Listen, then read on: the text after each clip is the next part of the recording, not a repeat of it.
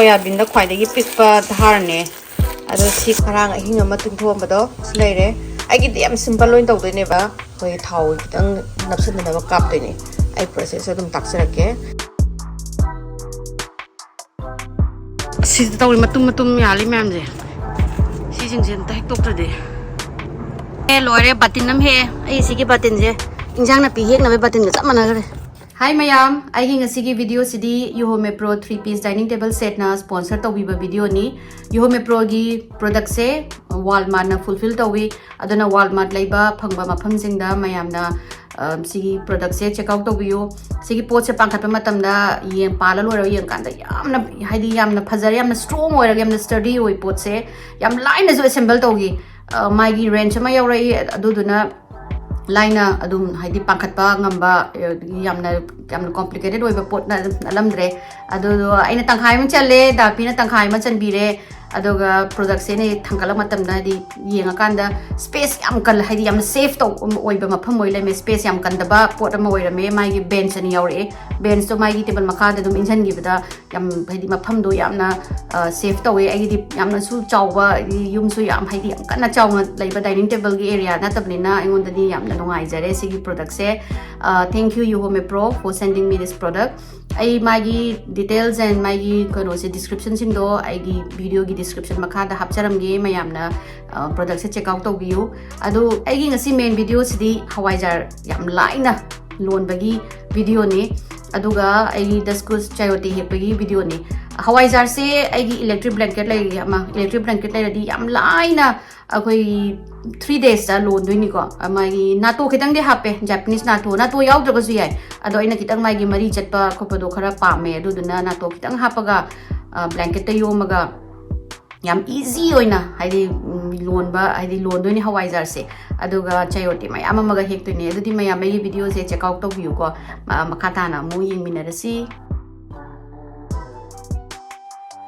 jar loan magi process se hana koyagi nung hawai do adumaina di tawde ado sina soyabin da khwai dagi pikpa dhar ne ado si khar lawre ado si ahinga ma ising da tingthoni ado ga nungalaga aina hawai ja lomba gi mathang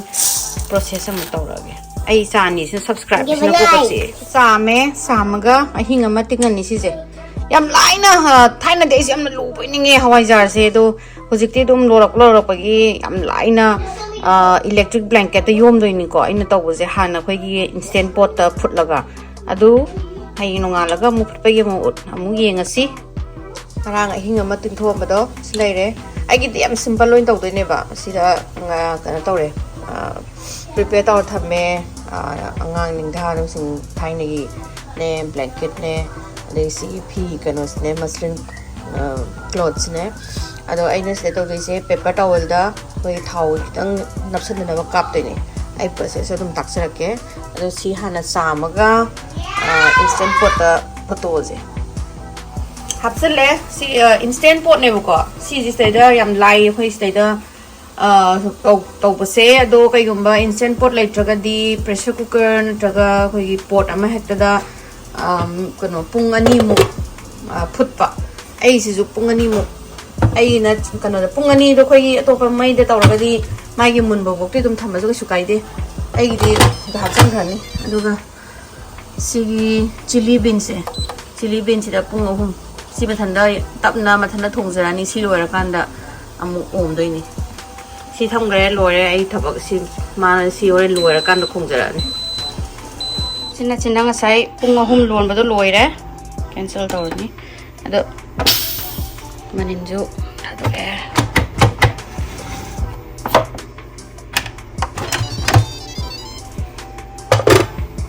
laire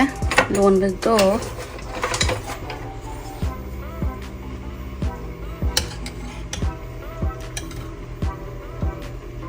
tawai simulle jadi namna ready tawlog na to maker kitang hapane ba si je khoi gi Manipur ki Hawaii to ka kanu to ka manade adu to na kitang mari chat wali mari khas ana banena yam da bidana to maker kitang hapani si khab hapani si sina sina sa busda 잠깐만요. 이것을 당근하게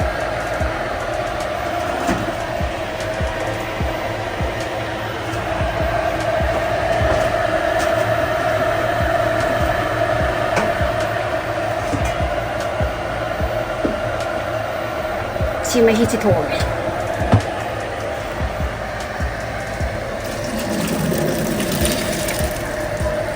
야미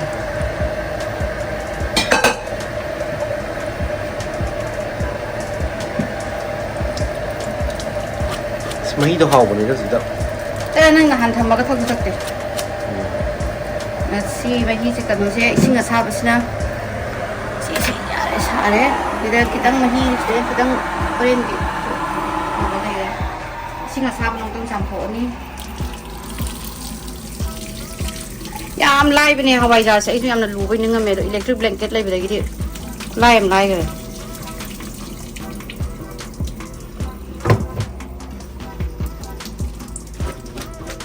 ꯃꯍꯤꯁꯤ ꯊꯣꯛꯑ ꯊꯝꯃꯤꯉꯩꯗ ꯑꯩꯅ ꯉꯁꯥꯏꯒꯤ ꯍꯥꯞꯄꯗꯣ blanket ꯂꯩꯔꯦ ꯑꯗꯒꯤ ꯃꯁꯂꯤꯟ ꯀ꯭ꯂꯣꯠꯇꯨ ꯂꯩꯔꯦ ꯑꯗꯣ ꯑꯩꯗꯤ paper towel ꯁꯤꯖꯤꯟꯅꯅꯤ ꯃꯥꯒꯤ ꯀꯩꯅꯣꯁꯤꯗ ꯅꯞꯇꯅꯕ ꯄꯦꯄꯔ ꯇꯥꯋꯦꯜꯁꯦ ꯍꯥꯟꯅ ꯁꯨꯃꯥꯏꯅ ꯈꯔ ꯊꯥꯕꯤꯔꯅꯤ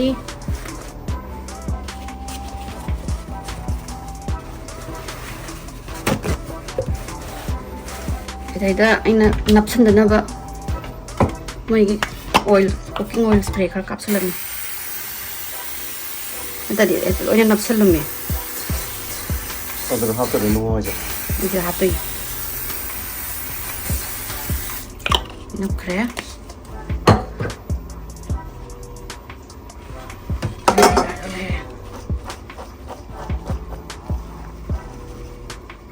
나는 뭐지?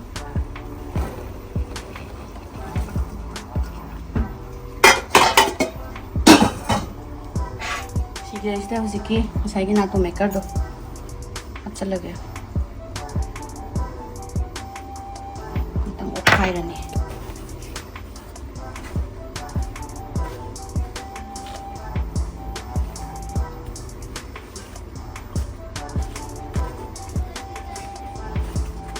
가해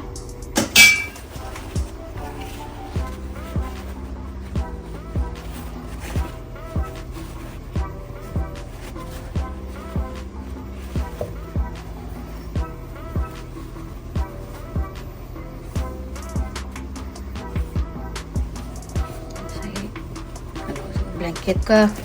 가노드는 만들어내 뭐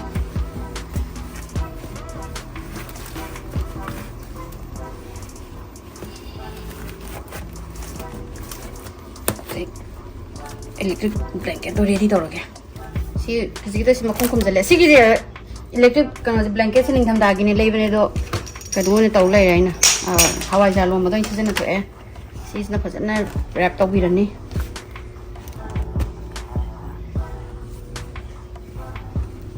ꯑꯗꯨꯒ ꯅꯨꯃꯤꯠ ꯍꯨꯝꯅꯤ ꯁꯨꯕꯗ ꯍꯥꯡꯇꯣꯛꯇꯣꯏꯅꯦ ꯑꯗꯣ ꯍꯧꯖꯤꯛꯇꯤ ꯁꯤ ꯒꯥꯔꯥꯖꯇ ꯊꯝꯃꯨꯗꯣꯏꯅꯦ ꯑꯗꯣ ꯍꯧꯖꯤꯛꯀꯤꯗꯤ ꯁꯤꯗ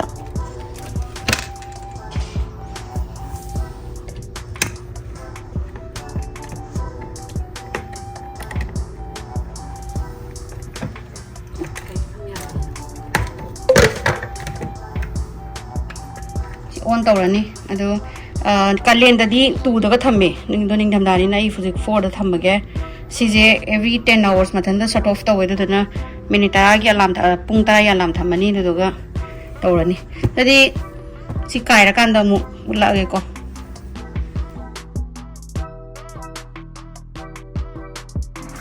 ꯃꯣꯏꯅ ꯍꯥꯏꯁꯦ ꯌꯥꯝꯅ ꯏꯖꯤ ꯑꯣꯏ ꯑꯦꯁꯦꯝꯕꯜ ꯇꯧꯕꯅ ꯍꯥꯏꯔꯦ ꯍꯣꯃꯦꯄ꯭ꯔꯣꯒꯤ ꯄꯣꯠꯁꯤꯡꯁꯦ ꯋꯥꯜꯃꯥꯔꯠꯇ ꯌꯦꯡꯕꯅꯦ and quite nice product 하이타르네 product 시제 또 시제 이게 다티기 다가는 이 자라니도 kai phong ngầm lên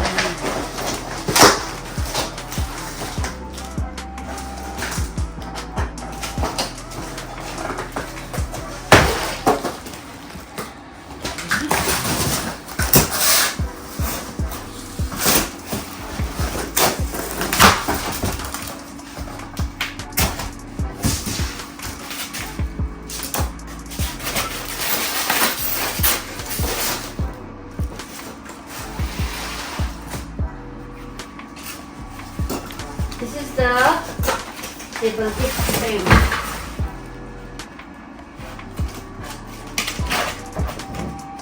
My table frame that needs to be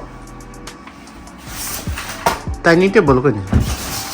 Dining kano breakfast table factor. Polong kilak ka dito. Ha?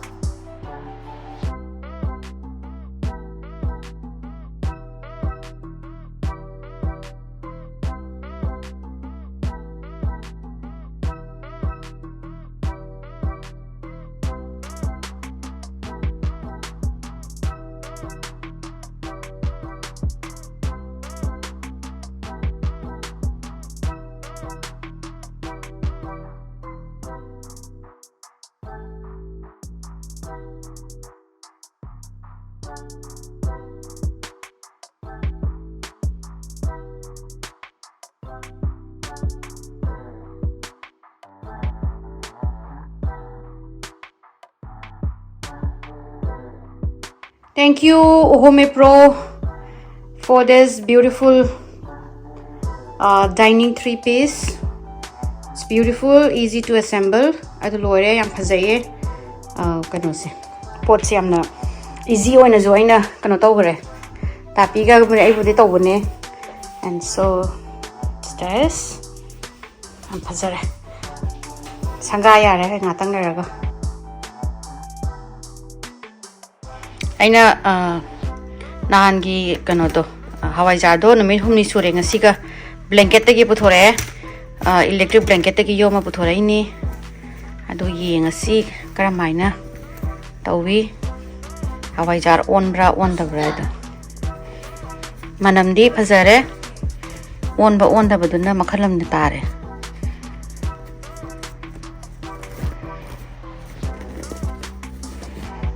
और लबदी माले हे मरो कदी कारे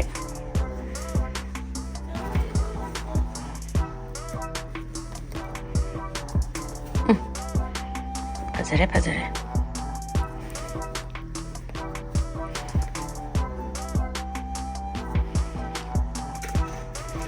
समझना को तो ही फजरे फजरे फजनता है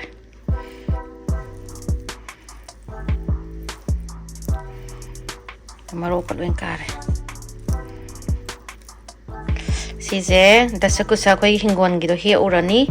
aduga kan tawrak thong ke duga to Hawaijar titare to sije ai di na to haga happy na to hapta suyai na to makers na mai mari je chatleba adu bacteria ai tam ni na to makers mo ye khoisi gi kanu on na ba Hawaijar on na ba tare tare si pan ga thongba dagi chagem pomba natra ai dasakusa do hi ogi ge aduga si ga pachana ta tawrage sarage thongaga sin irai lai bene aina haido Hawaijar lon basil thina lai lerame hana yam luwi ningane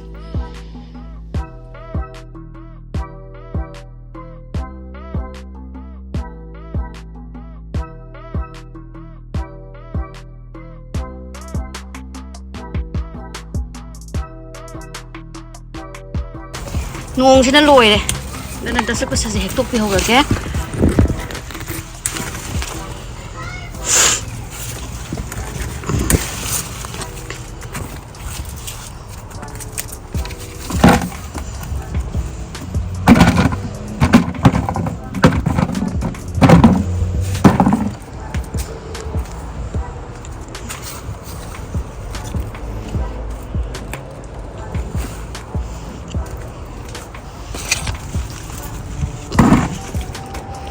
dagi never dagi na chingsan bai ne hui musuk na kan da sanggaren si tawi matum yali mem je si chingsan ta hektok ta de ai hingon manung ne si de yali mem je ai thanda sa ba ngamoi imana bi sing ti ge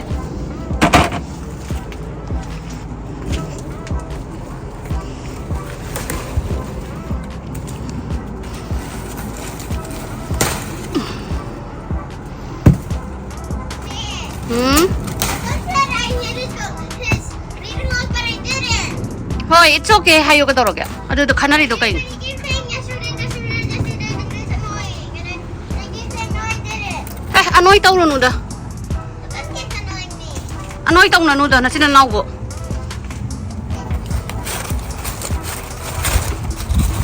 Asi Hawaijar ka hawa dong. Ngan ba su hawi. Hawaijar su hawi. Sao em nè.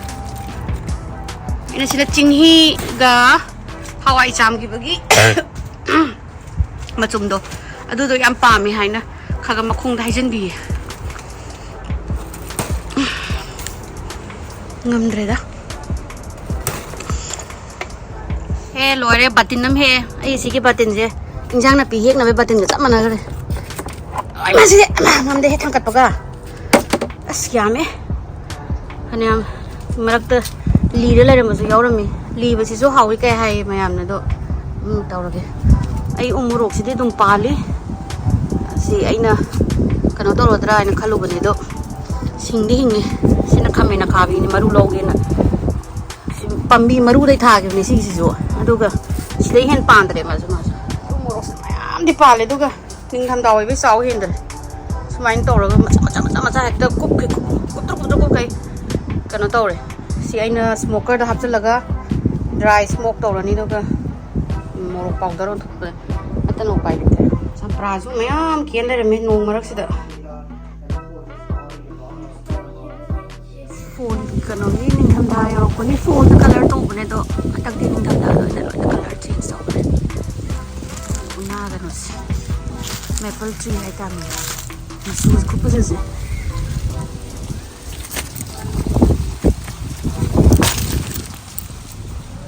masuk apa saja.